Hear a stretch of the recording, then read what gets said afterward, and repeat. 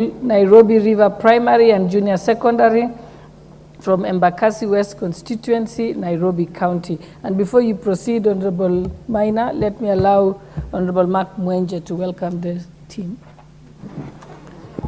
Thank you, Honorable Speaker. Honorable Speaker, let me take this opportunity to welcome the students, JSS students of Nairobi River Primary from Embakasi West. I want to thank the school for the splendid job they've been doing. Honorable Speaker, we'll be doing additional classrooms in that school, about 4 classrooms for JSS.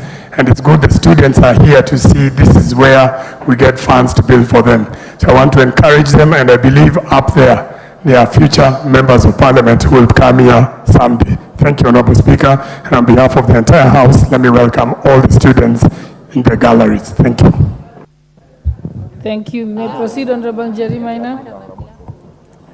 Thank you, Honorable Speaker. I rise to support the report by the committee. Honorable Speaker, this House owes a fiduciary duty to the electorate. Honorable Speaker, it is therefore important to examine our medium-term debt management strategy so that we can ensure that any monies are applied accordingly. Honorable Speaker, the ideal situation is that the net external borrowing does not exceed 55% and the domestic borrowing does not exceed 45%. Honorable Speaker, we must therefore examine what are the key priority areas that need funding by this House. Honorable Speaker, we must also continue to ensure that there is a continuity in government projects. Honorable Speaker, cutting down over recurrent expenditure is also something that we should examine. Honorable Speaker, on the fiscal policy that we have must also reflect on the financial constraints of this nation, and that is what I call walking the talk. Honorable Speaker, since the Kenya Kwanza government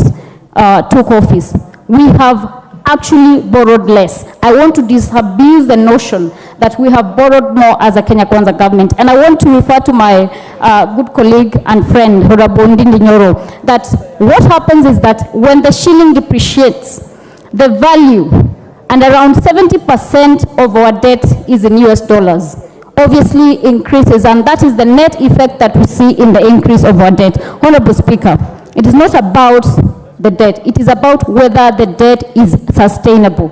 Countries like the USA have a debt that is around over 128% of the GDP. As of 2023, they had more than 32 trillion US dollars in debt. Honorable Speaker, the question that we must continuously examine is whether we have a sustainable debt and whether we are able to manage the same for posterity. Honorable Speaker, the G7 nations like Canada, Germany, and the rest have net debt of around 128%, Honorable Speaker. So we must continuously engage in this conversation to ensure that we examine policies that also do not denigrate our development agenda, but ensure that for posterity we sustain the same and are able to pay our debt. Thank you, Honorable Speaker.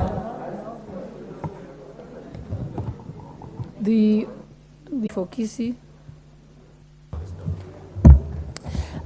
Thank you, Madam Speaker. I rise to support this because there's a time I was a board member at Wendo sugar milling, and I saw over 100 vehicles which are not used.